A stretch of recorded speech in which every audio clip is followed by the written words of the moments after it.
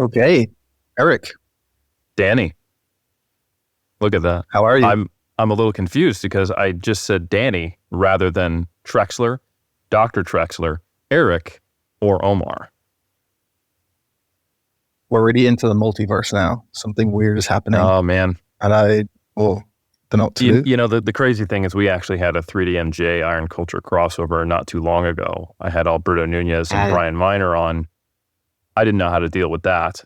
And now we've got 3 hosts on Iron Culture. And this last time, just recently, I had Cliff on, and neither one of the other hosts were there. It was just me, Cliff, and Connor. And Connor is on an obelisk as a sometimes host, not on the pyramid. This time he was there as a host, but kind of leaning over the obelisk. And now what we have is someone who has their own other show, Sigma Nutrition Radio, hosting with me without Trexler or Omar. So I guess we're on the Sigma Iron Culture Nutrition Radio Culture podcast show. That sounds exactly right to me. Okay. And the way I've heard it described is that Eric Helms is this kind of guy that has like this podcast hosting pyramid scheme where he's like trying to get more people involved and like does all these little interactions, and now suddenly everyone is doing some type of hosting with him. So it seems to be working out great. Yeah, they call me Ponzi up in the hood, and we're going with it. And trust me, your money will be well handled, and nothing wrong is happening right now. When you notice that certain things fall, just remember that that's just the market picking up, and things are going to end up great for you, Danny. Well, the joke's on you because I don't have any money, but thank you for reassuring me. No problem. I'll take all the Bitcoin you have. So we've got Dr. Cliff Harvey on today on the Sigma Culture Nutrition Iron Radio Show podcast. And we're talking carbohydrates. It's been a little while since we've updated everyone on carbohydrates and their influence on resistance training performance. And interestingly enough, this is a heavily debated space.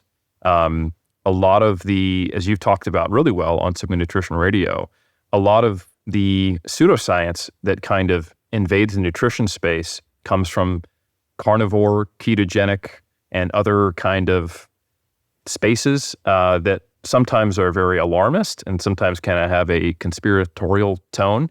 But the interesting thing is there's also a lot of overlap with just the lifting community with some of the carnivore and ketogenic crew. Cliff, you are really just one step away from the charlatans as someone who doesn't think that ketogenic diets are terrible in all cases and forms. And you have the audacity to point out that they do have a clinical role and that they can even be used in some cases for lifting performance, and that some lifters have succeeded while using them. I'm not comfortable with that. I do hate you for having those beliefs, but I'd like to hear your perspective on that. Well, really it comes down to one simple statement, which is sugar is poison. And we didn't get into that enough earlier on today. I think the main thing is that really where I sit in this sort of industry is that I think there are bigger fish to fry for most people most of the time than, what their energy providing macronutrients are made up of. Now, when we're talking about sports performance, I think it's a different thing because obviously there is benefit to carbohydrate ingestion, and we can talk about, when that is appropriate, when it's maybe not necessary. But I don't think, there's any particular advantage to keto or low carb.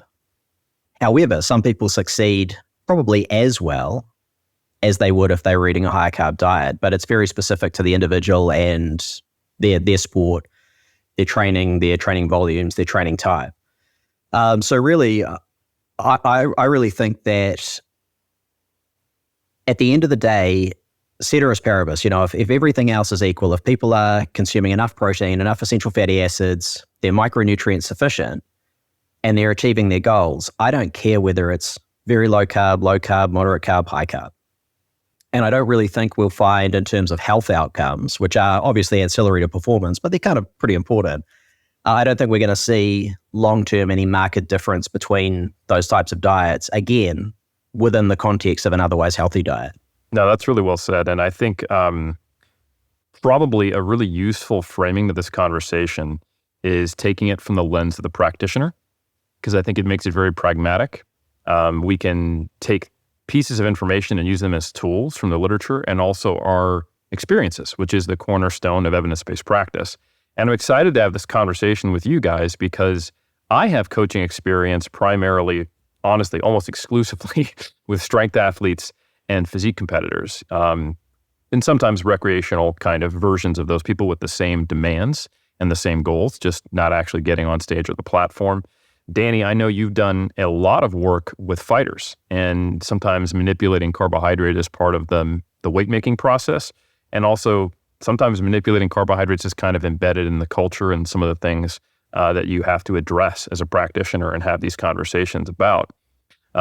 Cliff, I know you've worked with a tremendous number of athletes of different types, as well as doing clinical work and manipulating carbohydrate.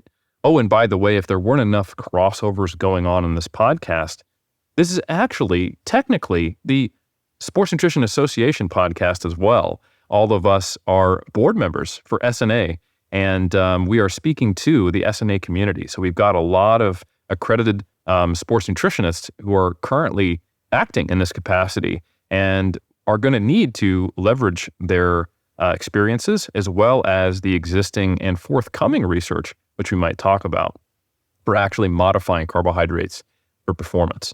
So I don't know if you guys would agree with this, but I think generally the potential benefit of carbohydrates probably sits on a spectrum that, if we were to make broad generalizations, has mostly to do with the total volume of work that an athlete's going to perform. And if we're sitting in the realm of resistance training, we're already quite different than your typical athlete who is a team sport athlete with multiple demands, an endurance athlete who has to rack up a whole lot of miles or kilometers or volume. And even though if you look at, say, surveys of high-level powerlifters and also high-level triathletes, the total training time per week is quite similar. When we realize that powerlifting is sometimes an 8-2 or maybe a 9-1 rest to work ratio, and we understand that triathlon is constantly moving, we start to understand that there are pretty large metabolic differences in the two. Danny, do you kind of conceive of the potential benefit of carbohydrates on a similar spectrum related to the total amount of work and what the proportion of time spent training is actually metabolically costly? Yeah, I think that's a really useful way to frame this. And I'm really interested to hear both of your guys' opinion on this. And we could probably think of that impact of carbohydrate intake maybe in three distinct outcomes, right? One would be on competition itself. So an athlete prepping for performance, whether that's, say, a strength sport athlete, the day they're going to be on the platform, as an example. The second would be their actual training performance and what level of carbohydrate is needed for that day. And then the third would be related but separate to that, would be the adaptations they want to get from that training session. So is there anything that's going to help their recovery, or if they have a goal, let's say, to gain muscle mass, as an example? And so those would be kind of three layers that I think would be useful to look at. And it is much more of a nuanced conversation than maybe first appears, because on one hand, as you outlined, Eric, you can have this large our rest to work ratio, where people have these long rest intervals, and maybe even if they're doing like some low volume work where they don't have many reps per set. And so initially someone's like, oh, well, that's clearly not going to burn through a bunch of glycogen, so maybe it's not as important. That's one consideration. But we have these other potential reasons for why carbohydrate may benefit performance. So I'd like to maybe turn to you, Cliff, on that. And it might be useful if we start thinking about maybe some rough examples that might frame this for people. So if we have someone who is interested in lifting and their main goal is generally getting stronger, that could include gaining muscle over time as well. During that training, and let's say we can talk about different types of how they set up their training, but can you maybe talk about how you would start working through their potential carbohydrate needs if their goal is orientated towards strength? Yeah, and I'm going to preface that by saying, I was kicked out of university in the late 90s for talking about ideas around carbohydrate being activity dependent, when back then it was very much the cornerstone of nutrition that you would set first and then make everything work around it.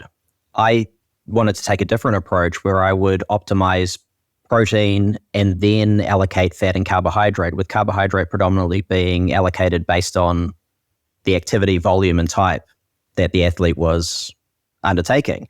It just seemed like a much more logical way to go about it.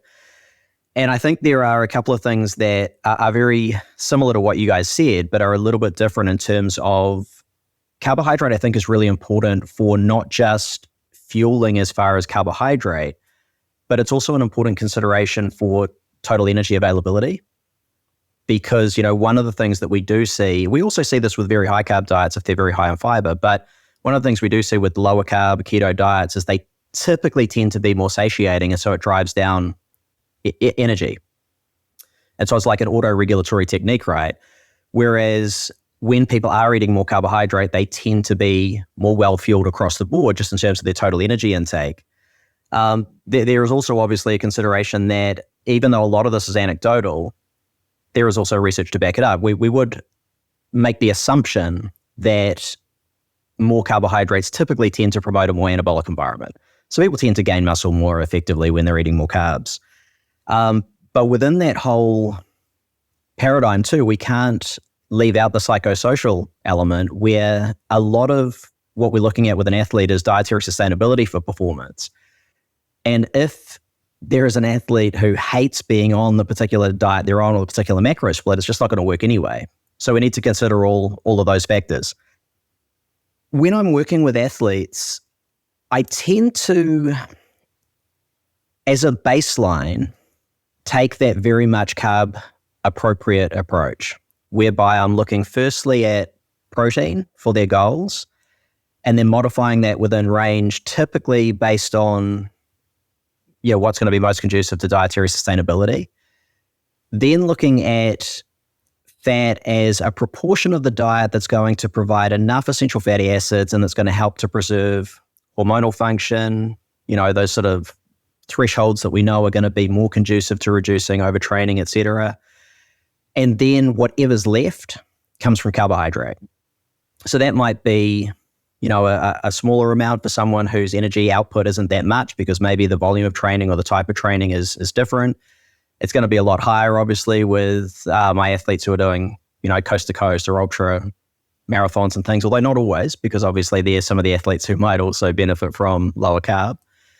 But I typically look at it that way. And the only time that it would really change in terms of going actually low carb or even, dare I say it, ketogenic, would be in specific instances in which there are other factors coming into play. Maybe they have comorbidities that might benefit from, low carb or ketogenic diets. Maybe we've just discovered, as I did with some fighters back in the day, that they just seem to perform for whatever reason better when they were sticking to a low carb diet. The example that I've brought up before was working with two fighters. One's now in the UFC. I won't name names. The other is a former world champion Muay Thai fighter. At the time, they were both similar weight class, very top of the game in Muay Thai. And one of them just, was a born athlete, ripped to shreds, highly insulin sensitive, could eat all the carbs and food in the world and just stay lean, right? For him, even cutting, we didn't ever need to restrict carbohydrate. He could just do that very easily. The other, more insulin resistant, definitely found it easier, maybe because of the satiety, maybe because of the autoregulatory effects. There could have been lots of things in play, but certainly found it easier to get lean and make weight on a lower carb diet. Then, one day I called him after his fight. He had completely destroyed his opponent. I said, how did everything go? I'd been in touch with him the day before, walking him through all the hydration and carb up and stuff. He said, actually, I didn't actually do the carb up. I didn't start eating carbs again. I just stayed low carb. And I felt so much better. And so we trialed that a little bit and, competition style, sparring and whatnot. And it just seemed like for him, for whatever reason, it worked better. And that's where I think we really need to be listening to the athlete. We need to be working with our clients. We need to be on their sort of path and, recognize that there is a lot of variability between people. And some people gravitate towards a certain dietary style for whatever reason. And if they are seemingly performing better, there doesn't seem to be any detriment, and they can most importantly stick to it. I think that's a really massive part that's often underestimated.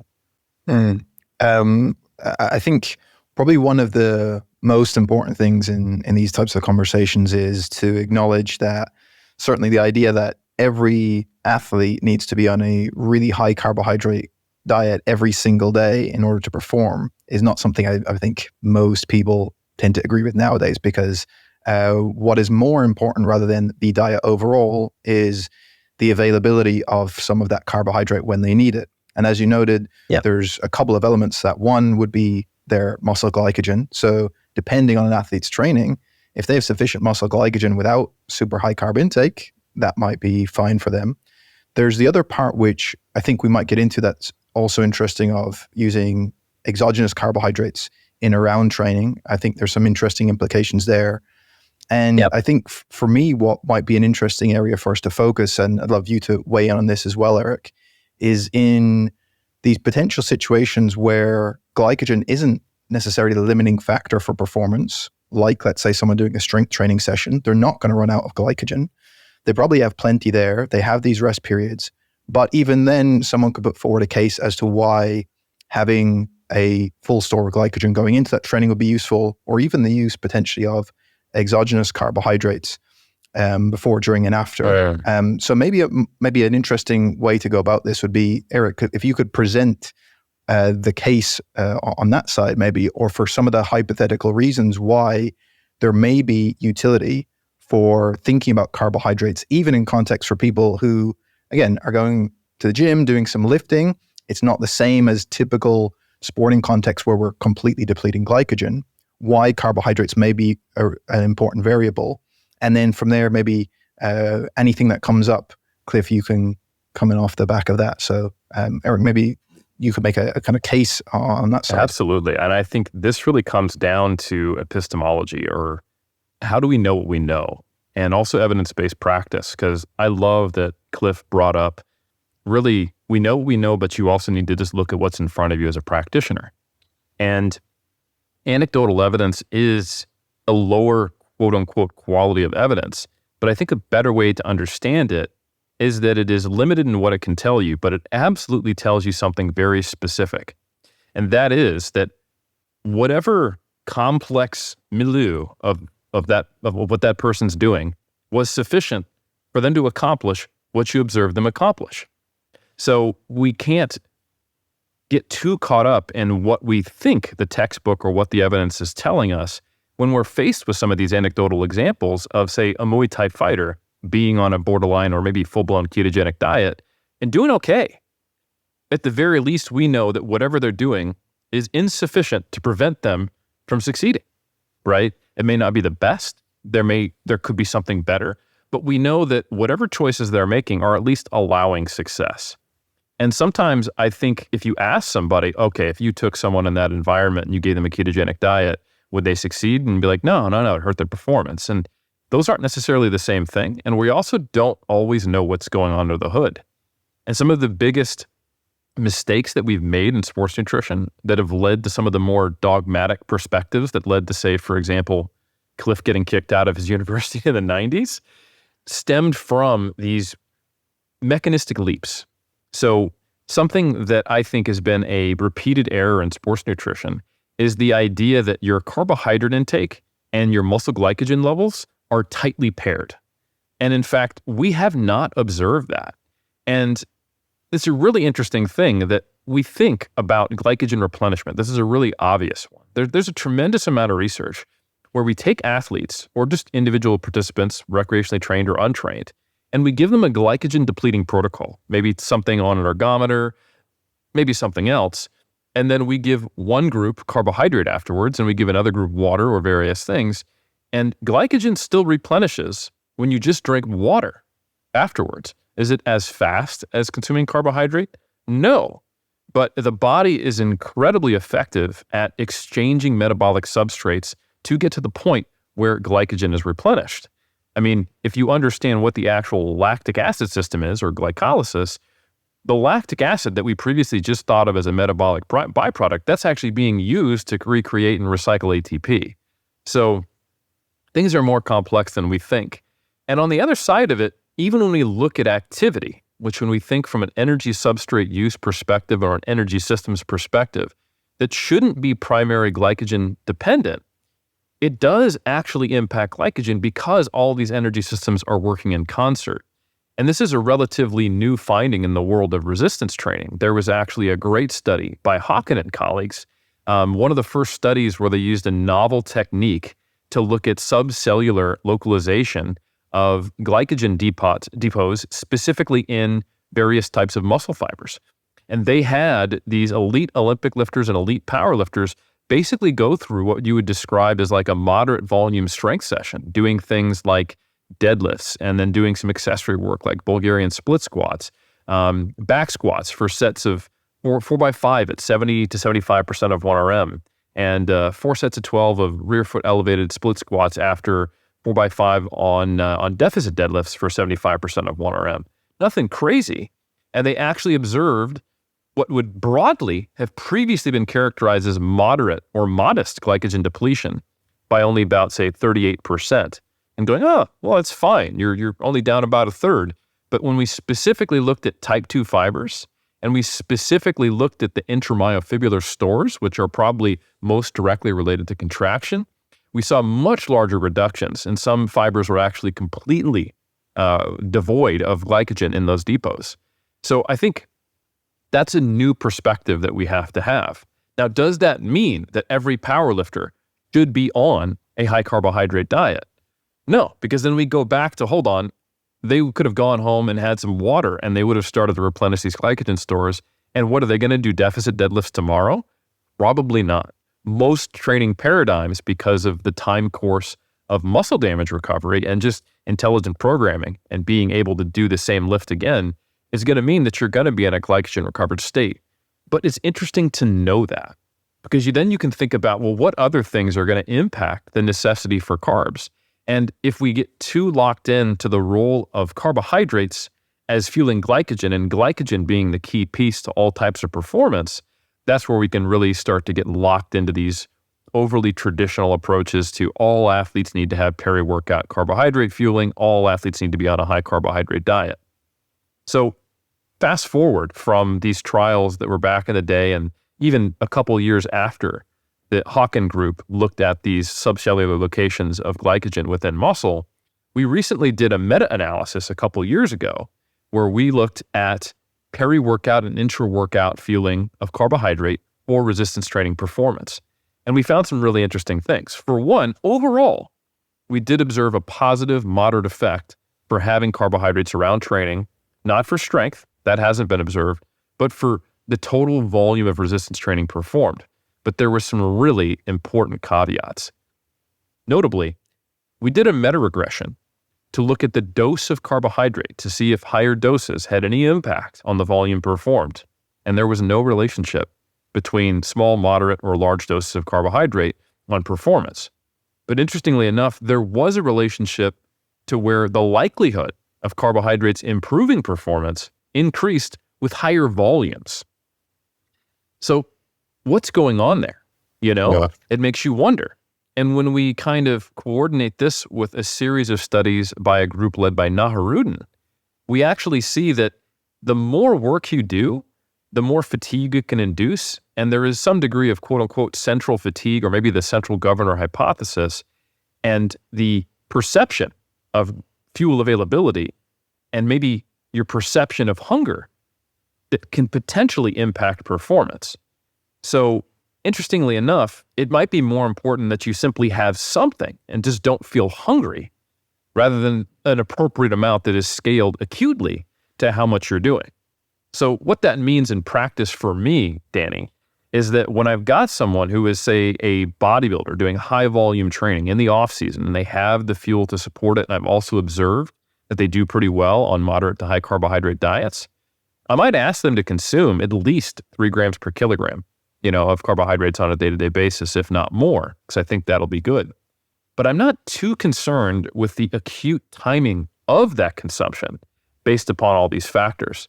Where if they were an endurance athlete, their total carbohydrate intake might be similar. Their total energy intake might be similar, but I would be concerned about when they're consuming it because the actual substrate usage during exercise can result in acute changes where blood glucose and the availability of muscle glycogen is going to matter. And then they're potentially going to go on another run that same day or on another day, depending upon whether they're close to the race, what they're training for, etc.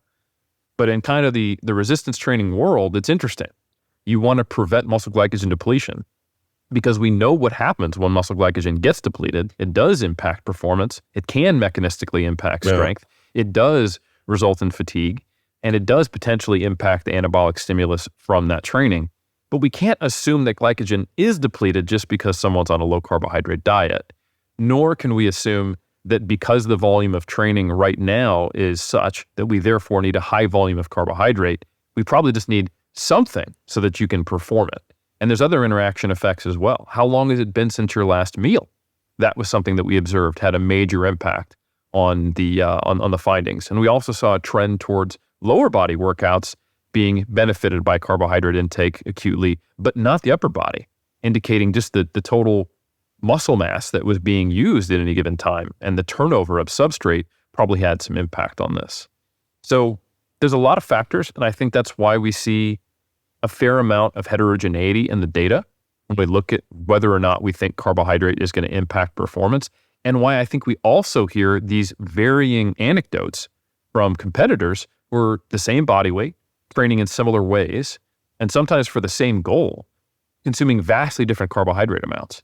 To give you a personal anecdote, and I think this is wild, I competed at WMBF Worlds in the middleweights, and a weird thing that bodybuilders do is we do carbohydrate loads to try to fill out our muscle glycogen. Now, I'm 6 foot. I competed around 80 kilos on that day, and Benjamin Schuster, who won the middleweights, he's a similar weight, but shorter than me. That's why he won.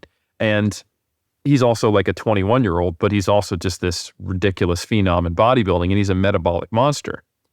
The highest my carbohydrates got in the preceding days before I got on stage, before I started tapering them down to make sure that I didn't spill over, quote unquote, was his lowest intake that he used to load.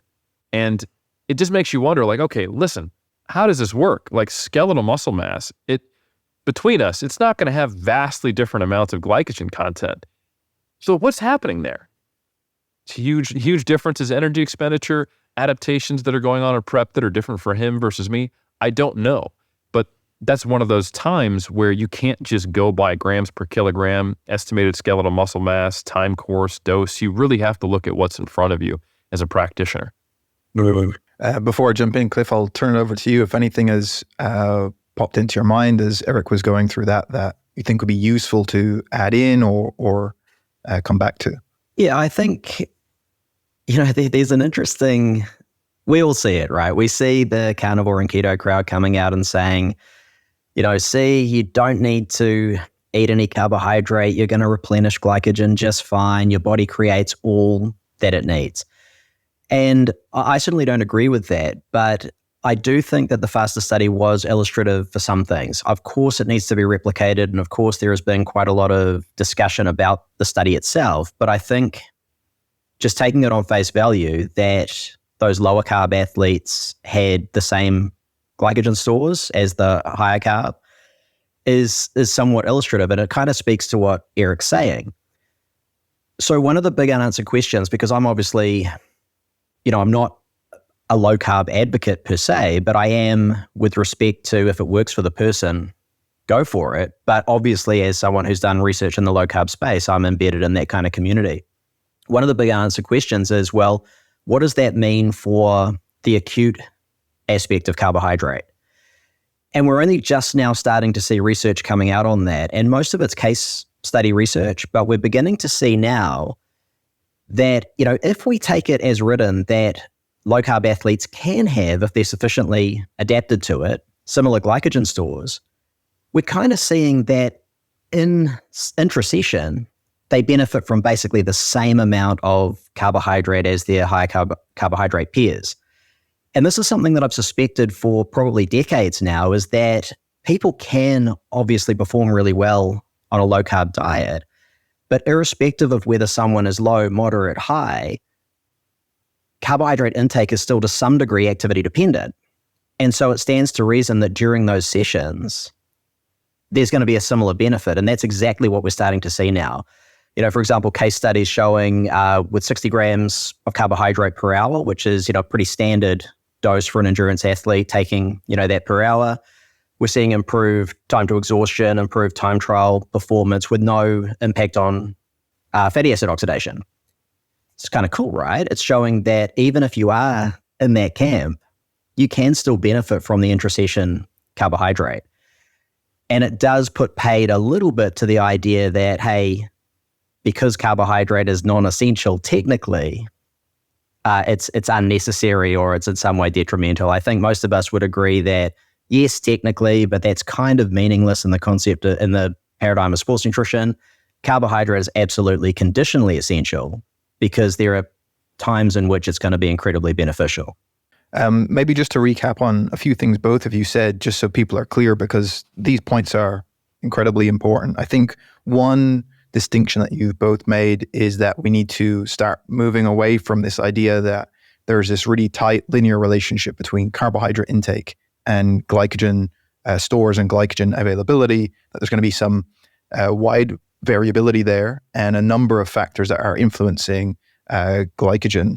The second would be that glycogen itself is only one potential thing to consider when we're looking at carbohydrate intakes. And this is particularly important when we're talking in this context, let's say about strength athletes or people that are doing bodybuilding style training as well, that there potentially could be things acutely that are really important, where that relates to signaling or relating to muscle contraction and so on, that we can maybe dive a bit more into. But on the same token, we have on the other side, as you noted, Eric, that when we think about things like post-workout carbohydrates, the timing of carbohydrates, this is where we do see clear distinctions between different sports. And while if we consider an MMA athlete that might be training twice a day, when they finish their morning sparring session, it's going to be really important that they get some fast-acting carbohydrates before that second session. But if you're training, even if you train hard and like you are a high-level athlete in a strength sport, like you said, there's probably sufficient time and carbohydrate in your other meals that you probably don't need to worry as much about really getting slamming back a carbohydrate drink immediately after a certain training session. And so there's a number of different things we have to hold in our mind at the same time, that yes, it's not carbohydrate intake per se, it's more about glycogen, but not only about glycogen. There's these other things. So I would love maybe for us to dive a bit more into that, because I think it's probably one of the most underappreciated things of what exactly, first of all, are some of those potential ways beyond glycogen, because we've already referred to them, but particularly from the perspective of someone interested in strength training or bodybuilding, if we're looking at how do we perform best in that training session, and even if we do have sufficient glycogen, what are some of those other ways that maybe carbs are coming in here? That's a fantastic framing, Danny, because you do have to hold, like you said, multiple things in your mind, because there is not a single effect of carbohydrates, and there are different things that are going to impact performance that may or may not have to do with actual fuel availability that is related to carbohydrate. And I think a really interesting applied area of research that demonstrates this is the carbohydrate mouth rinsing research.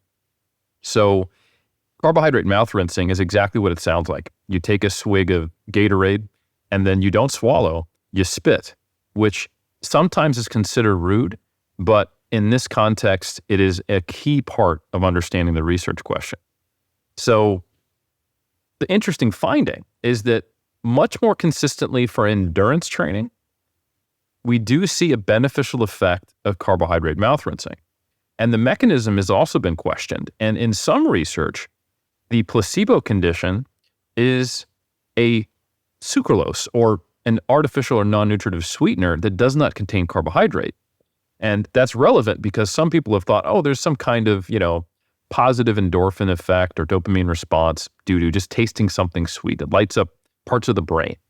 But we see that the glucose-containing solutions sometimes, more often than not, do outperform the placebo-controlled condition, and more often than they do resistance training, benefit things like cycling performance, delaying time to fatigue, or enhancing the ability to work at a higher work rate. And this is without any consumption of any fuel. There is something going on, and the proposal is that there are oral sensing mechanisms for glucose, which tell centrally something about fuel availability that allows the body to exert more effort, which is really cool. And that's with zero change, zero entrance of carbohydrate actually into the system. And in resistance training, we see the times when oral carbohydrate mouth rinsing is more likely to benefit performance. It's when higher volumes with higher repetitions, lower loads, and more multi-joint, especially lower body compound lifts are used. While most studies don't find an effect of carbohydrate rinsing for resistance training performance, the few that do are almost exclusively characterized by these trials. And I think that's really telling, because that's also the type of trials that seem to benefit from pre- and peri-workout carbohydrate feeding. So we're probably observing both things happening at the same time, and it depends upon the type of training being done. The more your resistance training starts to resemble cardiovascular work, the more there's a potential benefit of something related to blood glucose or glycogen, hypothetically. But that doesn't erase the potential benefit of having that oral sensing effect that's going to be there regardless of the intensity, volume, or exercise selection that you're using. So these things are happening simultaneously, and it's very difficult to tease them out. And to quote some cool forthcoming research, big shout out to my PhD candidate, Andrew King, here at AUT. He's investigating this, and we recently pre-printed a study titled Isoenergetic Pre-Exercise Meals Varying in Carbohydrate Similarly Affect Resistance Training Volume Performance Compared to Placebo. Now, the title kind of tells it all, but what our question in this research is that, okay, if we keep things firmly in the realm of strength training, but we stack the deck as much as we can while maintaining ecological validity, can we make carbohydrates still important or relevant for performance? Does it actually matter about maybe the glucose levels or glycogen? So what we had people do is a full body strength training session, and they were doing specifically 3 sets of back squats, bench press, prone row, and shoulder press to failure with 80% of 1 RM. So it's still strength training. This took them 90 minutes to complete with rest periods. And 2 hours prior, they were randomized, and this is a crossover design, so it had a lot of good control, to either a high carbohydrate, 1.2 grams per kilogram body mass meal, a liquid meal, a low carbohydrate, 0.3 grams per kilogram body mass meal, with the rest of the calories that were matched to the high carbohydrate meal coming from protein and fat, or a low-calorie placebo meal. And this was taste and texture matched. These were liquid shakes, opaque bottle. They had a nose peg, and we did our best to actually match them for texture and taste. We piloted it, and they weren't able to distinguish the difference between any of these 3 drinks with any type of consistency. We looked at subjective appetite. We looked at blood glucose. We looked at lactate. But the most important thing to know is that there were no significant differences between conditions for repetitions completed per session or exercise. And the p-values really weren't that low. There was nothing really leaning towards any given condition.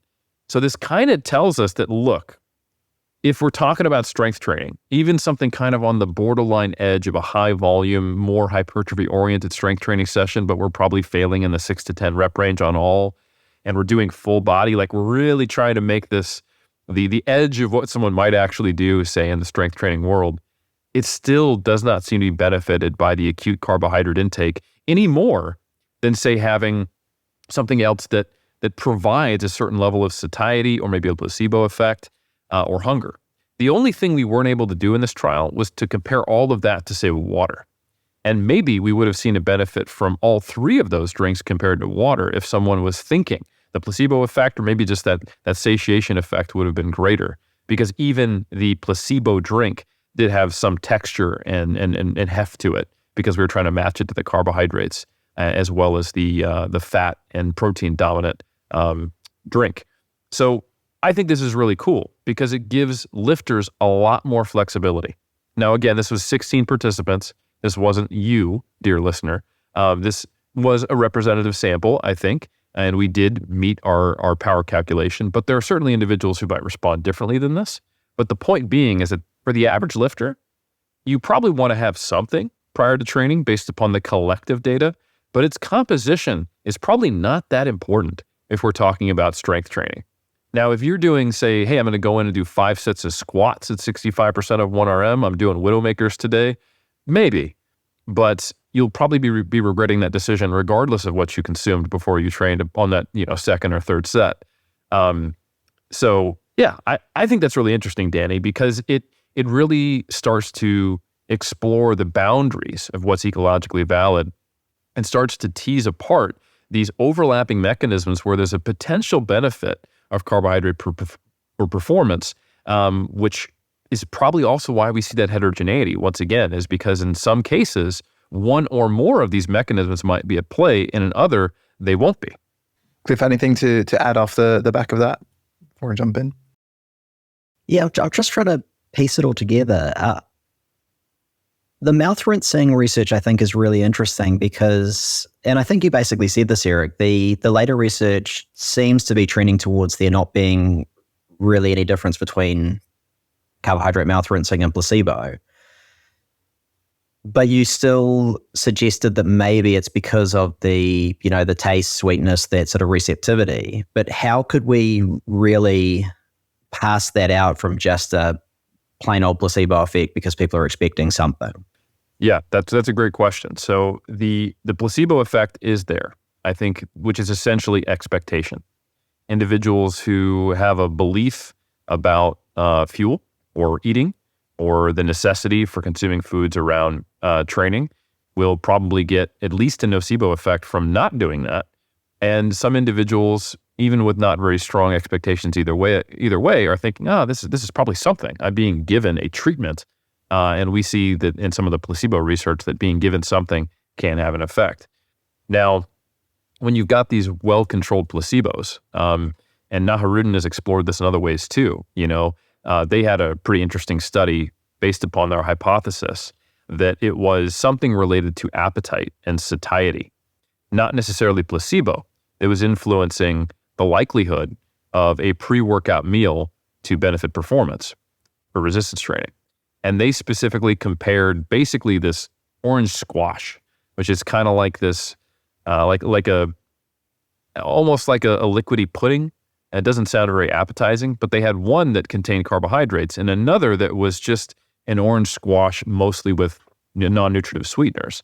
But both of them had heft to them. They were kind of like this pudding, and they were a large meal that actually produced a satiety response. And they both performed similarly, but better than water. And that's one of those cases where, okay, well, all right, there could be both. We don't know if it's just placebo. And they couldn't replicate this when they did it with pure liquids because they didn't provide as much satiety, or at least that was the hypothesis. So not only is there sensing glucose in the mouth, but there is also the impact on satiety. And then with a high enough volume of training and more endurance type training, think like your CrossFit, your strongman, or just simply doing reps to failure with 60% of 1RM on, say, a squat, which is some of what Naharuddin basically did. Now we potentially are also in the realm where glycogen or glucose availability does come into play as well. And that's all happening simultaneously.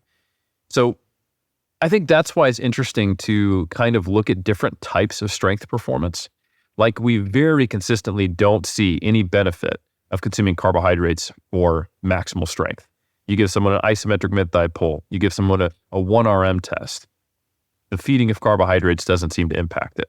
Interestingly enough, though, if someone is actually glycogen depleted, that can have some potential impacts on force production. But again, that's not the same thing like we talked about before. And then we shift to, say, our preprint study, where we're talking about 80% of 1RM, where we're mostly in single-digit reps, and even with multiple sets and multiple exercises, it didn't seem to make much of a difference. Although we didn't have a water condition where they knew that it was, not containing anything. And then we shift into Naharuddin research where they're doing, squats and bench presses with twice as many reps or more in that 65% of 1RM range. We might be seeing some overlap. And I think that that's basically what we're seeing to answer your question, is that some of these mechanisms are dropping off or becoming more or less prominent. Oral sensing in the mouth, glucose availability, glycogen availability, and satiety, all potentially impacting performance in different contexts. And some of these studies are done in the postprandial state later in the day. A majority of them are done first thing in the morning after an overnight fast. And that's coming into play as well. So it is complex. And I think as more data emerge, we'll have a better idea of the likelihood of when and what type of carbohydrate and carbohydrate protocol, whether it's actually ingested or not even ingested and spit out, is going to improve performance, depending upon the type of lifting we're talking about. So, Eric, what do you make then of, let's switch to endurance just for a second, because there may be someone sitting on an exercise cycle listening to this, although it's probably unlikely. The evidence really trends towards showing superior outcomes from either lower glycemic load, so lower amounts of carbohydrate in total, or lower GI meals before training. That's quite distinct to what you're saying from the sort of strength and power realm, right? And do you have any sort of comment on that? Because that seems relatively clear that, meta-analyses have shown that trend towards superior performance from lower carb versus high. And I'm not talking about low carb, I'm just talking about maybe 30-40% of, the meal from carbohydrate versus 71% kind of thing. I think that comes down to something else, which is worth considering, especially if you're working with endurance athletes, is that when you look at the dosages that have been provided in the time course in resistance training, they're not that high. Going over 1.5 grams per kilogram any closer than, say, 2 hours out from a training session is the most you're going to see. And it's not continuous exercise. So what we see in the endurance world, in practice and in research, is that we're often pushing the boundaries of what the GI tract can actually handle in terms of the absorption rates of carbohydrate. And we're probably seeing that when you create essentially what is a tummy ache, that hurts performance more than the potential benefit of what you're going to get from trying to get more carbohydrates into the system. And that's where training the gut comes in when you talk to some endurance athlete coaches. And we're trying to find that individual GI tolerance, and where the type of carbohydrate does become important. And they're looking at different polymers, and they're looking at different ways of delivery, because ultimately, once you start to really maximize the throughput of glucose through the intestines and through the GI tract, you're also now dealing with pushing that boundary and creating GI distress, which could harm performance. And as a total tangent, that's potentially why there are some research that show creatine and caffeine, quote unquote, interfere with each other.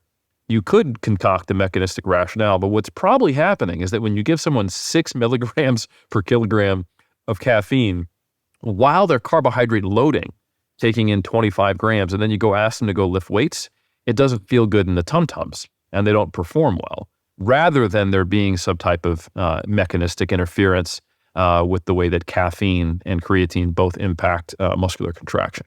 Just one more little thing, because I've often wondered about this. One thing that I see a lot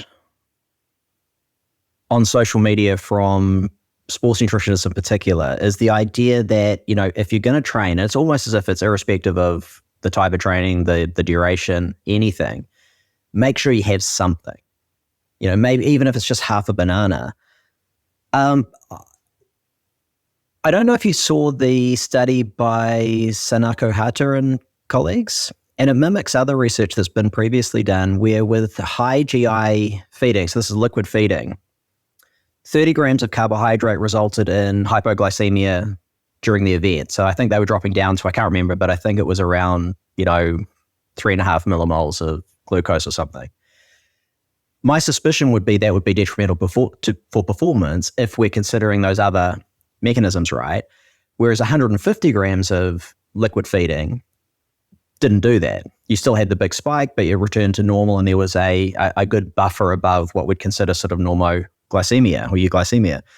So do you think that at least hints at the idea that just really trying to get in anything, even if it's just a tiny hit of sugar, is unnecessary at best, maybe detrimental at worst? Sorry, I've taken over the hosting. I'm going to stop doing this. So. No. I think it's a great question, and I think it depends. And I'm going to actually not go towards the research on this one, but a really interesting contemporary historical perspective. So you guys probably remember when Martin Berkhan came on the scene with quote unquote intermittent fasting, which we now call time restricted feeding, in the mid 2000s. He invented it years after I played around with it. Yeah. But in all, to give him a little bit of credit, he certainly popularized it in the young male lifting community, right? 100%. And there was a point where probably 50% of dudes who lifted and were on the internet had tried skipping breakfast for a significant amount of time. And a non-negligible proportion of them stuck with it. And one of the things that they often anecdotally reported is that all of a sudden, their resistance training seemed to go better, acutely. And they felt better in training, and they didn't feel as heavy, and they didn't have some of these GI reported issues and things like that. Now, I think it's important to put in context that we're talking about the mid-2000s at this point. And we have to think about what was the counterfactual. What were the general guidelines that people interested in sports nutrition were recommending to bodybuilders at this time? And it was still in the peak era of peri-workout nutrition. And I remember people like pushing waxy maize starch on you and telling you to consume 100 grams of carbohydrates before you did 8 sets of biceps and eight sets of triceps, you know? So the perception at the time when I first got into lifting, which was right when these things were all coalescing, and right before, Martin Berkhan's message kind of came out, was I need to consume the largest meal of the day right before I train, and it needs to contain a lot of carbohydrates, and basically the most I can fit in without throwing up, unless it's leg day, then I should throw up, is what I should do. And I think that's probably a bad idea, given everything we've talked about with lifting and how not critical the total volume of carbohydrate is, more so that maybe you're just getting something in so that you don't feel hungry. And that's more important to say you're coming off of a long fast. I don't think for an afternoon workout, you even necessarily need to have a pre-lifting, meal if you're not feeling hungry, based upon the data we have. But maybe first thing in the morning, sure, you can make an argument, and there's some data to support that.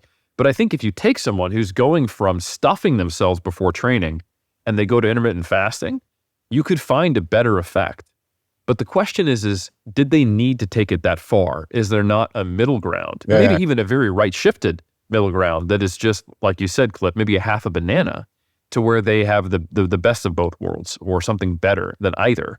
And I have, as a coach, had many of the folks who went from stuff myself to the intermittent fasting style approach of just have coffee to how about we have coffee with a very light meal, and they found an even better outcome, or that it didn't have a negative impact. Now, they didn't necessarily need to train in a fasted state. Or open the door to, now I can actually perform a slightly higher volume or longer sessions because I actually have something on board, or at least subjectively they would report that. So that isn't exactly the question you asked, but that is the first thing that popped to mind because I did have a pretty large volume of anecdotal experiences operating in that space during that era. Yeah.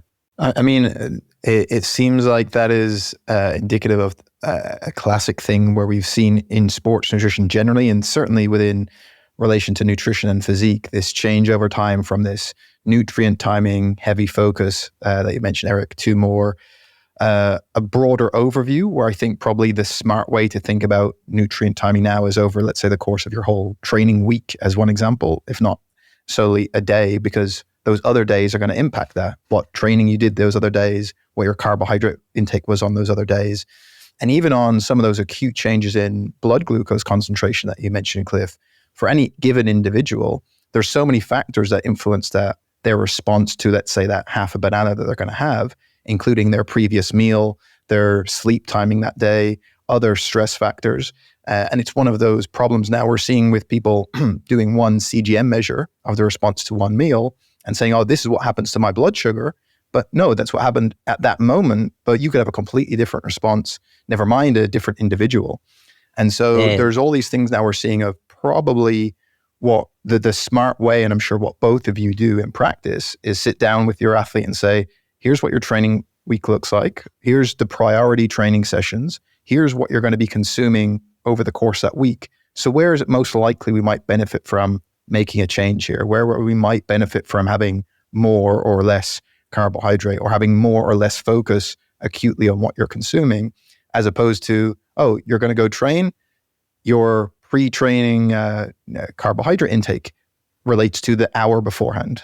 No, it relates to the week leading up to that, pretty much. In the same way that if you have a team sport athlete playing a game on a Sunday, their carbohydrate intake, preparing them for that game, is not that morning. It's going to be across that whole week previously, taking into account their activity as well. And so maybe it might be nice if you guys, if any particular examples come to mind that bring that kind of practical element for people listening of how that might actually play out pragmatically, if that makes any sense. It's not so much practical as theoretical that plays into practice, but I think you bring up a really good point, Danny, that in so many things in nutrition, where we thought it had to be very specific, it ends up actually being far more general.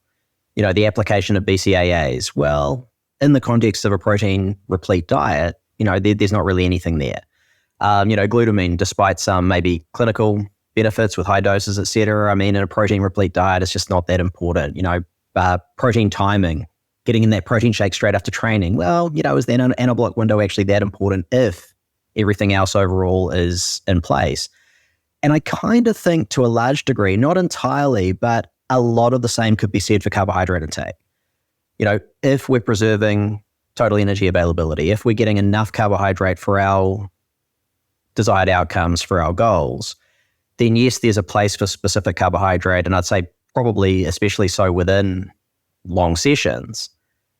But outside of that, it's probably a fairly small effect of manipulating, you know, the pre-workout meal and things like that to the nth degree. One other thing that I just wanted to comment on, because I think it's really important, is what Eric said about people, you know, going to extremes. And we obviously see that so much now with, you know, not just keto, because, you know, when I became involved with keto in the 90s, it was actually still pretty pragmatic, I think. You know, no one was saying don't eat vegetables, whereas now you've got people saying vegetables will kill you kind of thing. And taking that extreme and it potentially masking other things, as Eric was talking about, like with those people doing intermittent fasting, and it basically masking the negative effects they were having from trying to stuff themselves with carbohydrate before training. You know, it's quite likely that a lot of the beneficial effects that people are seeing from, say, carnivore are a masking effect as well. You know, one thing I've been thinking about a lot recently, and it's really tangential, we won't talk about it, it's weird, but there are interesting allergies that have a high enough prevalence in the population, and they're not wacky, they're not woo, they are, you know, we know they exist, they have enough prevalence even though they're fairly rare to be a thing. If you went on a carnivore diet, it would basically correct that allergy, because you're just not getting those foods that are high in those potential allergens, right? But even on a carnivore diet, even on a diet that avoids those common allergens, there are loads of fruits and vegetables and things you could potentially eat if you just could indicate what was actually giving the benefit. So I know that wasn't exactly answering your question, but I thought it was interesting, really interesting what you said, Danny, and really interesting what you said, Eric. So I'll pass over. No, that's 100% true. Like the carnivore diet is inadvertently gluten-free, inadvertently FODMAP-free, inadvertently free of many allergens. It's also free of many good benefits and nutrients that might be there long term, but absolutely in the short term, it is very unsurprising that some people feel better on it. And then in the long term, you know, some notable people who were proselytizing for it have mentioned, oh, I didn't feel so good long term, and I actually brought back in fruit, etc. But that tangent aside, to answer your question, Danny, some of the ways that I take all these concepts and I put them into practice is I start with a calorie target for a given client based upon their goals and them, right? And then I have a minimum intake that I want them to hit for the macronutrients. So protein, carbohydrate, and fat. And since we're talking about carbohydrate, you know, a bodybuilder or a powerlifter will have a slightly different minimum. I'm generally putting that bodybuilder higher. A bodybuilder in the off season will have an even higher intake. And then I give them tools, kind of taking a more autonomy supportive approach to coaching and knowledge. And as they get better and better at this, more of a client versus coach directed directive on how to do this, of when they would potentially alter their carbohydrate intake, their fat intake, or even their calorie intake for the day based upon their activity, when they train, and what they're training. So I would help someone know, like, hey, if you're training legs first thing in the morning, you probably want to get something in. If you're training, arms and shoulders sometime in the afternoon, I really don't care how much of your diet is carbohydrate or when your meals are related to that session. Just hit your minimum carbohydrate intake for the whole day because you've got legs the day after. And I just don't want you to go into that session at all depleted. If your step count is really high, maybe we hit the upper threshold of your calorie intake. And then if your body weight doesn't trend up, cool, then you just go right back to your normal. If it does trend up, by next week, we might correct that a little bit depending upon what phase they're in. So that's the kind of approach I take. I used to take an approach where I would give people specific targets for fat, carbohydrates, and protein, and then just give them a range. But I find it's even more flexible to give someone minimum intakes of all three, and then they get basically this discretionary calorie buffer that the more experienced the athlete, the better they know if I give them the tools and the knowledge, and they pay attention and they log, and we, are actually consulting and picking out these clues that can inform future practice of where they want to distribute it. If someone has a minimum intake of 1.6 grams per kilogram of protein, 3 grams per kilogram of carbohydrate, and say 0.8 grams per kilogram of fat, but they've got 3,000 calories to consume in the off season, they've probably got, depending upon their size, close to 1,000 calories to distribute as desired, based upon what is going on that day, what time of day they're training, the volume of training, and what they're doing tomorrow. So that's the type of paradigm that I use in my coaching today, which I think inherently helps people match their food selection to a lot of other cool social cultural things, like their budget, right? Someone can consume a higher protein diet more easily if they have access to meat, but that's more expensive. Their culture or their religion, they may actually not consume meat on all days or at all. Or it may just be a region that they're in where certain food accessibility is not consistent.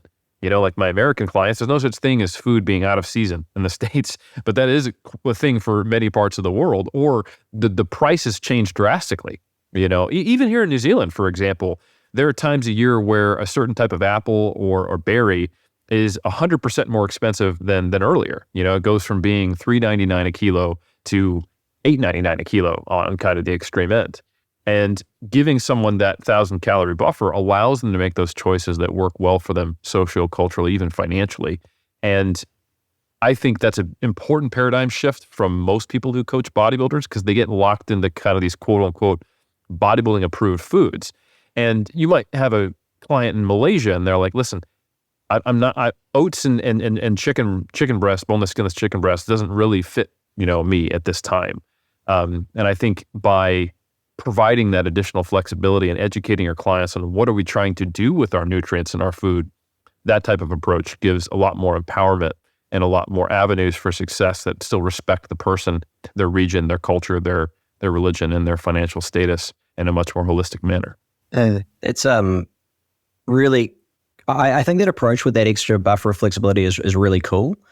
It's not what I do, but in talking to Eric about this over this, basically this year, as you've been talking about that a lot more, Eric, I've, really started thinking about that a lot. I think my demographic is a little bit different because I'm predominantly working with like two quite disparate populations, right? It's some very elite athletes, but they're not physique athletes. On the other hand, it's people with intractable autoimmune conditions or, potentially cancer and things like that. So for them, it doesn't need to be precise with that flexibility per se, because even within a guideline, I'm not worried if they're 10 or 20% around, so they can have that sort of flexibility.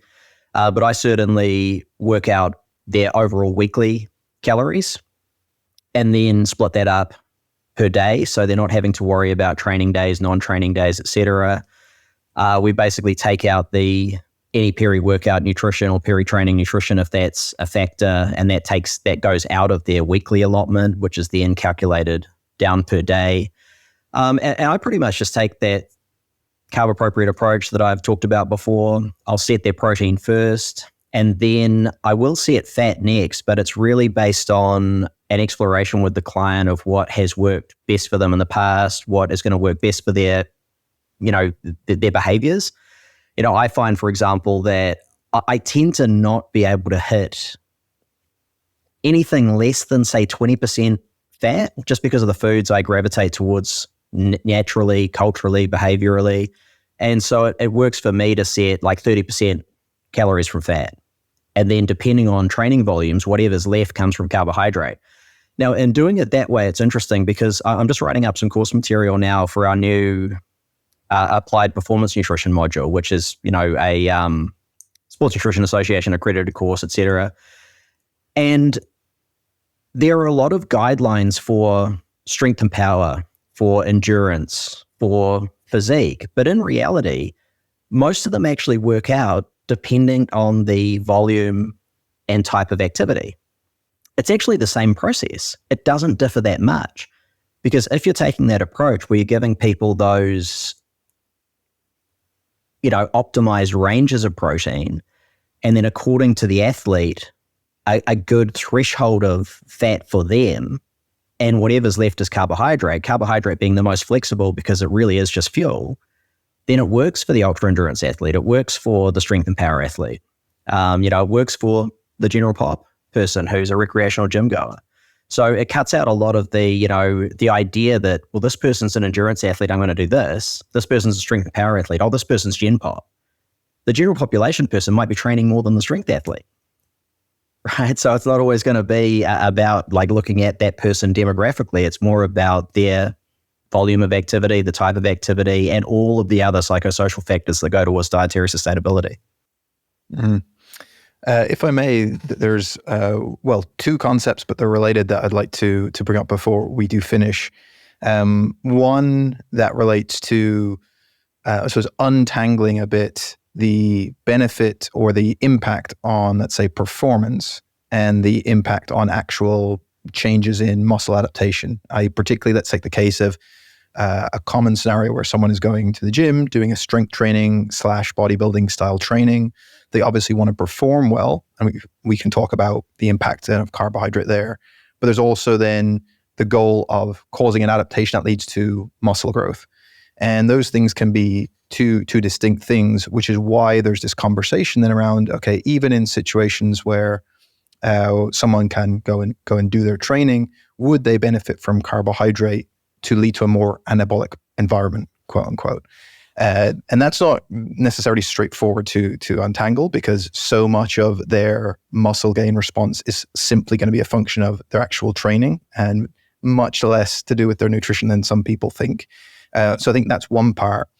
And then second, as a two-parter, that even when we talk about that hypothetical optimal situation, let's say, I think many people overestimate how many people that's required for, in that the margins there are so small that it's even difficult for us to detect in studies that the extra effort and hassle that someone would have to go through to try and optimize some of those aspects may not be worth it for many of those reasons you related, Eric, to how you set up someone's diet and those things that are important for other elements of their life, that really the results someone might get would be so negligible. So let's say if they are on a low carbohydrate intake and they can go and do their training as programmed, they feel pretty good, they're progressing and they're building muscle, even if we could make a theoretical case that maybe more glucose during training sessions in the bloodstream, etc., could have a benefit, is it really worth it for certain people? And I think that part can sometimes be missing in conversations. So with that said, maybe to distill it down, because of many people that are looking at this for their own perspective or for their clients, I'd love you both to maybe comment on those two things of seeing that particular goal of, let's say, muscle mass change versus just simply gym performance. And do we see a difference there purely based on nutrition? And then second, at what extent is going for the optimal here is the juice worth the squeeze? That's a great question, Danny. I think you framed it very well, and I actually agree with the kind of the initial conclusions that you put forth fully. And I like that you put it as two different questions, because essentially from a quantitative research perspective, we're talking about the directionality of effect, right? Is it significant, or does the confidence interval have enough certainty around it for us to say, oh, this is a thing? And then what's the magnitude of effect? And that's where the big aha caveat comes here, because we actually do have a handful of studies where we compare individuals trying to gain muscle mass on ketogenic diets compared to traditional diets. There's a couple by Vargas Molina, and there's a few others. There's a few by Paoli.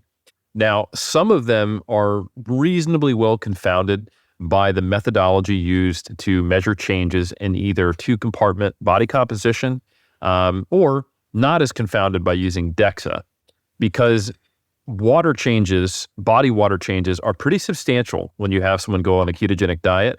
And in some of the two-compartment models that are used, it's very unclear if these relatively small changes are related to changes in body water that we know occur with ketogenic diets. So the body of research on the whole does indicate that ketogenic diets are less efficient for putting on muscle mass. And you generally see higher effects and pretty consistent effects favoring individuals on traditional diets compared to ketogenic diets with gaining muscle mass. If you just kind of compare them as complex interventions, right? Not teasing out the mechanism and not asking why, and just going head to head, what's better, A or B? A, the traditional diet seems to be better.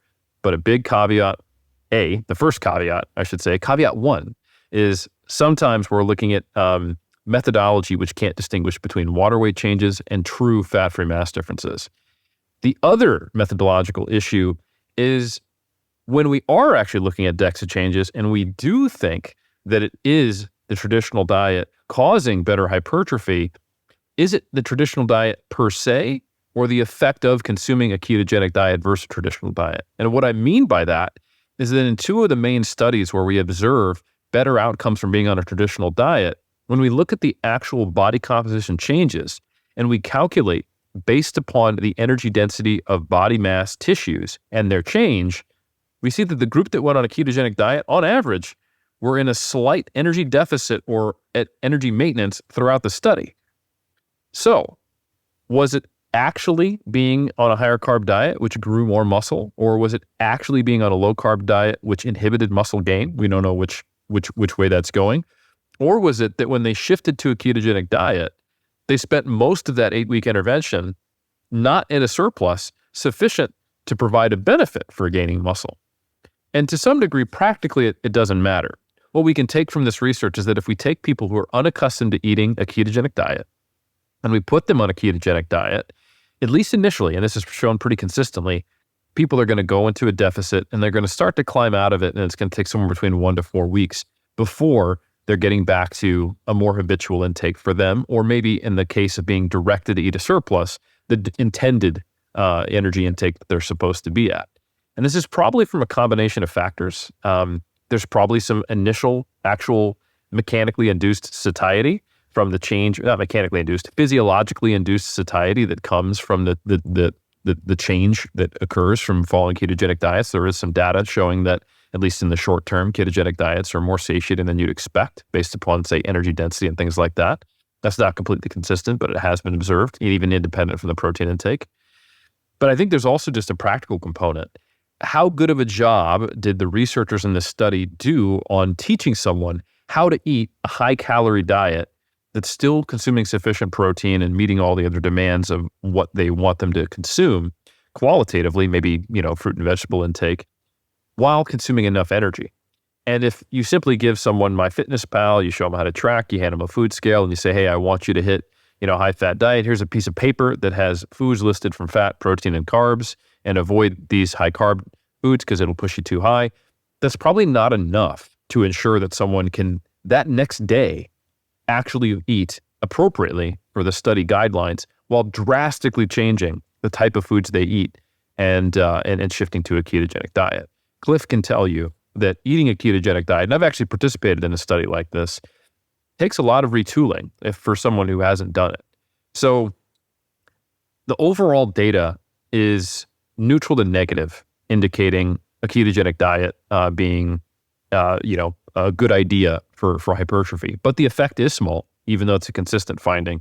And we're not sure that negative finding towards hypertrophy is due to the ketogenic diet per se, or the effects of being on a ketogenic diet hampering some of the things that we know can benefit hypertrophy, like being in a small surplus. So that's my take.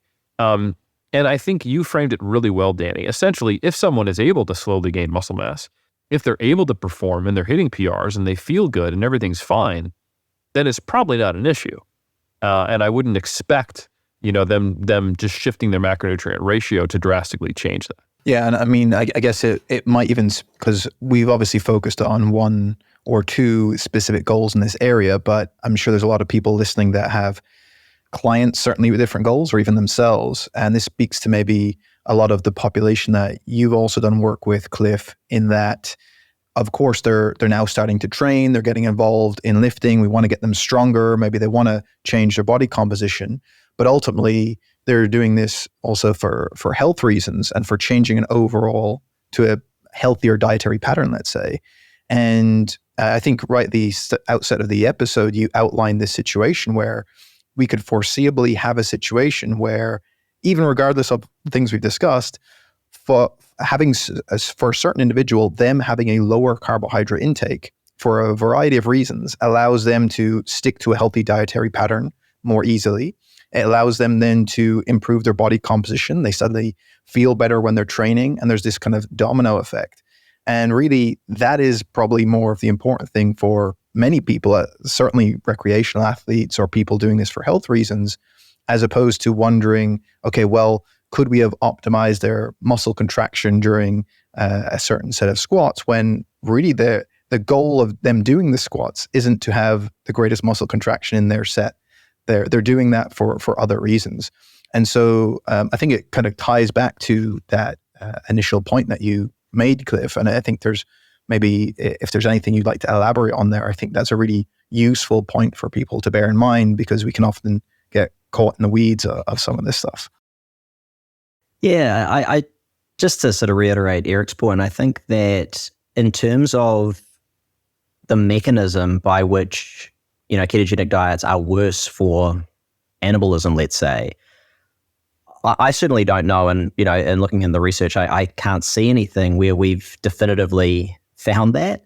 There have been a lot of hypotheses back in the, say, early 2000s about, insulin being required to trigger muscle protein synthesis and to sort of activate, if you will, leucine, to use sort of loose terms. But it didn't really pan out, because there was such a minimal amount required for those functions that there wasn't really plausibility to the idea that a low-carb or keto diet couldn't be anabolic.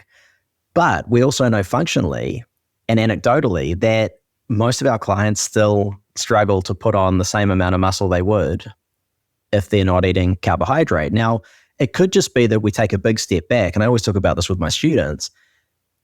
Look at the biggest pieces first. And, a ketogenic diet tends to be, as Eric said, more satiating initially in those early periods. It also cuts out a lot of discretionary foods that people would otherwise eat and maybe they don't always account for. I was talking about this with a student today, where she's, I get this all the time. This client seems to be eating perfectly. If anything, they're under eating, but they're still putting on body fat. It's like, well, they're actually not under eating. There's something that's being missed there. It might be that 3 days that they're tracking are those days in the week that they're great. And in the weekend, they're eating all this other stuff. Or maybe they forgot to put down those 5 muffins they ate yesterday, or whatever it happens to be, right? But with low carb, one thing we often see is that it cuts out a lot of the discretionary foods that people are typically gravitating towards. And that can be a behavioral benefit, but that might also inhibit someone's ability to achieve the energy availability required. Plus, a lot of people, especially on, say, keto carnivore type diets, they actually tend to eat a huge amount of protein, right? Because that's going to be a go-to. And particularly now with the focus on protein, I think we're seeing that even more. Now, protein is not really the most available of fuels. We know that, it's certainly suspected due to these overfeeding studies where you're not really seeing the same amount of fat gain, et cetera, from protein versus carbs or fat, which are pretty much equivalent for energy provision. I would almost say it's not really an energy providing macro per se. And so the total energy availability might actually be a heck of a lot lower because people are just eating so much protein. That's why I think it's been difficult for people to put on a lot of size eating a keto diet, because they end up having to just take in lots and lots of fat. And so, again, we take a big step back and look at this behaviorally. If someone is trying to put on a lot of muscle, then, why not increase the carbs, irrespective of whether you are keto, low carb, whatever. And one thing I'll throw in there is, I say it on every opportunity I get, is that one person's keto is not another's, right? The idea that keto or low carb is under 50 grams of carbohydrate is not a reality, because we know that some people achieve ketosis on 25% of their calories from carbohydrate, closer to sort of 150, 200 grams per day. I know that because I've done the research on it. And so, there's a lot of flexibility within even low carb diets that a lot of people don't realize as well. And so if it means that you can increase your energy availability to the point where you're going to be more anabolic for you in terms of muscle gain, then you probably still have that flexibility, even if you do want to stay on a lower carb paradigm. Sorry, that was a bit of a ramble, but I think you got what I was trying to say. No, 100%. And I think, the final point is so crucial, that when we use a term like a ketogenic diet, to a certain extent, it's almost meaningless, right? When we're talking about the health implications, unless we actually outline, what food someone is typically consuming, what are some of those subcomponents of the diet, what does our nutrient breakdown look like, etc. We can't really know what that health implication is going to be. Similarly, if we're looking at the impact for a potential trainee or an athlete on their performance, we could use the term ketogenic diet, but the way that person formulates that could be very different. What level of carbohydrate they include could be slightly different. How they time that carbohydrate as well, and from what sources in and around their training session, can be very different. And so it's foreseeable that we could have better and worse ways to do it. Again, how much of a difference that makes is different, but there's still probably a spectrum of, if we are having someone who, for whatever reason, their preference is to consume a very low carbohydrate diet, we can still maybe make some tweaks there to allow them to get the best of both worlds, in the same way that from a health perspective, we would say, okay, rather than follow that person online that claims they're doing a ketogenic diet, but it has no plant foods whatsoever, you can actually do that, but include a lot of high fiber vegetables in your diet and get those health benefits. And we could probably do that similarly with some of the aspects around sports performance, from what we know of timing of certain nutrients, intakes of protein, and so on, that, as you say, Cliff, the term ketogenic diet probably doesn't tell us much of anything for one individual person until we have more of that information. And it really only tells us that the diet results in nutritional ketosis. It tells us nothing else. And, this is one of the big... I think it's a way that we can kind of come together on this that I don't think a lot of people grasp enough yet, is that we have bigger fish to fry. And it's really that if people are eating an otherwise healthy diet, I really just don't believe that the macronutrient composition matters all that much. And this is why, studies that come out, like the recent study, low carb diets cause type 2 diabetes, headline trumpeted around the world. We simply can't use a low carb diet index in an observational study to make inferences about the effects of a healthy low carb diet on long-term outcomes, because we're not looking at a low carb diet. We're looking typically at diets that are around 40% calories from carbohydrate. They're characterized by poorer quality, foods. They usually are lower on healthy eating indices. They typically have a lot of characteristics of what we consider poorer diets. So we're basically looking at differences between somewhat poor diet patterns. And it's not looking at, the outcomes we're really trying to see. We recently did a reanalysis of one of our low carb studies from 2017 or so, specifically looking at the impact of these different low carb diets on saturated fat within these low-carb diets on LDL. And we actually saw no impact of the change in saturated fat on LDL at all. It's only over 12 weeks, and so we can't really make long-term inferences from that either. But it was at least interesting because it was contrary to my hypothesis. I thought that there would be an increase in LDL proportionate to the increase in saturated fat, and there simply wasn't. And that sort of opens the door to questioning a lot of what we see. And, I'm not an LDL denier. I know that we've had discussions about it in the past, Danny, but I don't agree with this idea that saturated fat's great and you should eat more of it because it's healthy. My position is purely that in the context of an otherwise healthy diet, people shouldn't overconsume anything, and it tends to pan out pretty well, and people shouldn't hyper-focus on it. But I think there's so much more going on with both performance and long-term health that we can't isolate down too much, because again, it then becomes a matter of what is the diet overall, what is the lifestyle overall, and how are all those factors working together? Yeah, I think on that, I think you're right. And I think it's been acknowledged within nutrition research over the last number of decades. We've seen this shift from this, at least with cardiovascular disease as an example, move from total fat being this most important consideration. If we know the percentage of your calories coming from fat, we can have a good idea about the potential risk of that, to now seeing, well, really the total dietary fat in someone's diet is not that important for some of these health outcomes, if at all important. What probably is playing a role is the breakdown of those different types of fatty acids within someone's diet. And where we're seeing probably more of that skewing to driving high LDL is when you have really high saturated fat in comparison to really low polyunsaturated fat. And reliably, if we change that balance a bit, we can see change in these blood lipids. And so there is that kind of shifting nuance that if someone does want to pursue this low carb or even a ketogenic diet, there's a way to do that without these typical associations we would see with an increased risk, let's say, of driving high LDL, or probably in other contexts for some of these other disease outcomes of the typical patterns that tend to be higher in, let's say, overall fat or even saturated fat would then tend to be with a high contribution of animal-based protein, which in of itself, again, we have to look at the overall context of that dietary pattern. And so if we're seeing some substitution of some of those foods, we could potentially see changes in health. But again, it's the overall dietary pattern and what thresholds we're looking at.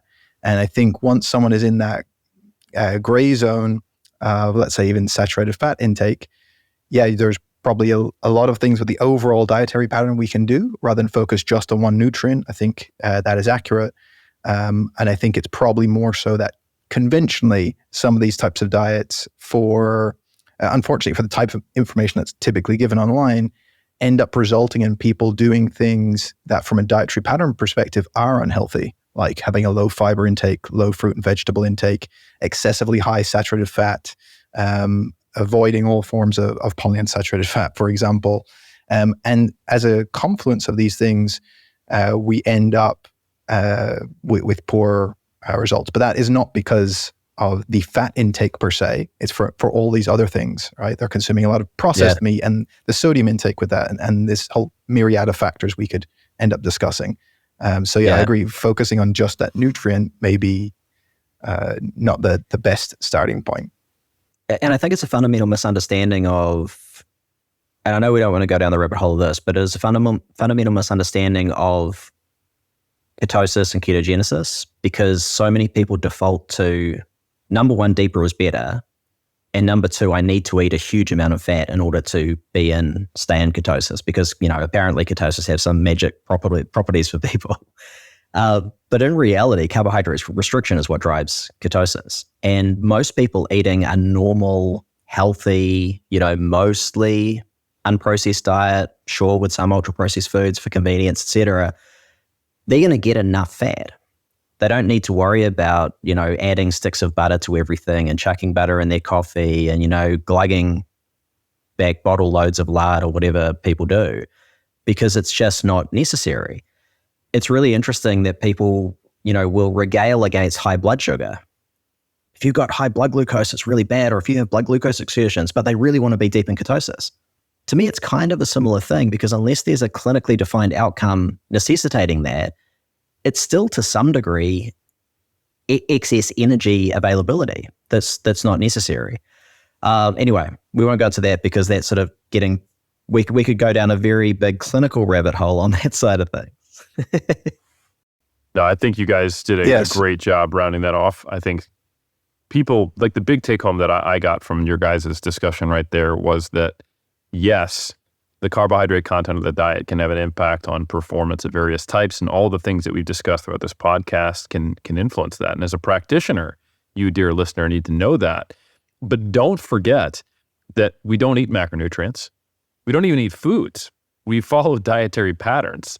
And in the context of a dietary pattern, small shifts in macronutrient intake, and I do actually consider going from low to high carb a relatively small shift in the context of the overall diet, is not that important compared to your dietary quality, your energy intake, and how that interacts with your training when it comes to sports nutrition. So we've got a lot of people listening. We got people in the cult. We have got the Sigma Nutrition Radio diehards who love deep dives into the science, and we also have a number of practitioners with the SNA. So for all of you, whether you're applying this to yourself or your athletes, I think it's important to understand that there's various ways that carbohydrate can impact performance, and what that performance is, the volume of it, and the metabolic characteristics of it are going to have a tremendous influence. And all of that's layered on top of the individual differences of the person. And then finally, what we just talked about is we have to look at that in the context of the whole person, their diet, and everything in their socio-cultural environment. So Cliff, Danny, we all did a great job being guests and hosts of this podcast. And I just want to thank you both. I'm going to say a few things to close out the Iron Culture portion, then I'll hand it over to you, Danny. But thank you so much for listening to another episode of the Sigma Nutrition Iron Culture podcast radio episode today. The next one's going to come, insert date here. It won't be the next one, but it'll be sometime that we keep doing these SNA, Sigma, Culture, Iron podcast crossovers. And please leave a rating and review, smash that like button, leave a 5-star rating, and make sure that if you do leave a written review, that you protect my very fragile ego and make it overwhelmingly and glowingly positive. So Danny, with that, what do you have to say? Pretty much the contrary to all that. If you're going to leave a review, feel free to say whatever you want. I have no ego to smash. I have the opposite. If you could say a few words to try and bring up my self-esteem, that would be great. But no, in all seriousness, thank you everyone for listening. If any of you who are not part of Sports Nutrition Association, but are working within the sports nutrition field as a practitioner or future practitioner, and want to see all the things that we've got going on there in terms of pushing the field forward, and that you can be a part of that, you can check out sportsnutritionassociation.com, where you'll get more of this type of content and a bunch of other lectures from our esteemed guests/hosts today, Dr. Eric Helms, Dr. Cliff Harvey, and Mr. Danny Lennon. And that will be all there. So thank you for everyone part of SNA who's listened. Thank you for people who are considering that. And of course, to the beloved Sigma Nutrition radio audience as well. But yeah, thanks everyone for listening.